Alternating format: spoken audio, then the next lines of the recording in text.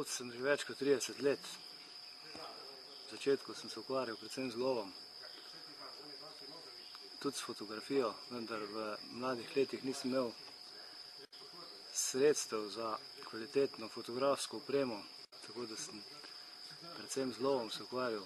Za leti aktivnega udejstvovanja v lovstvu sem tudi nekoliko spremenil določene poglede na določene stvari, tako da se v zadnjem času ukvarjam predvsem s fotolovom in praktično s klasičnim lovom ne več.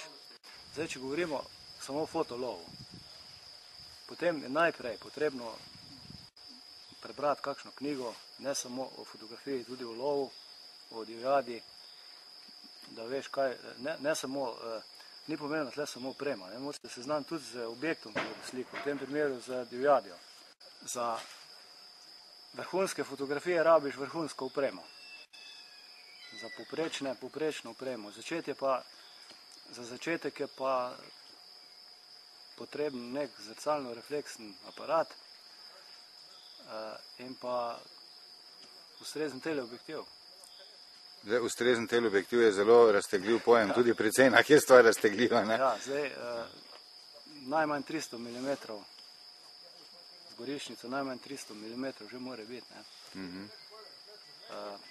Tako da lahko slikaš divjad tam, razdalje 30, 40, 50 metrov, mogoče tudi malo več.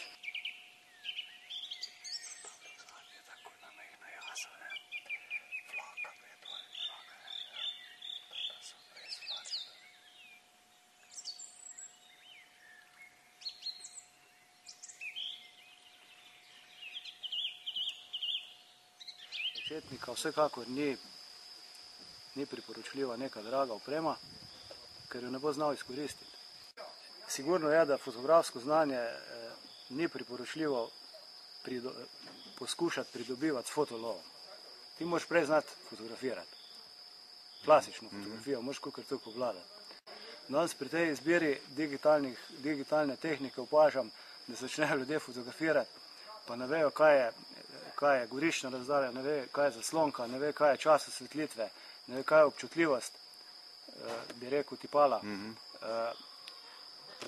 In kar na neko avtomatiko predstavljajo, pa bi slikali. Na ta način v fotolovu ne boš veliko uspel. Oziroma lahko narediš neke posnetke za spomin, ne moreš pa narediti neke kvalitetne posnetke, s katerimi bi imel zadovoljstvo.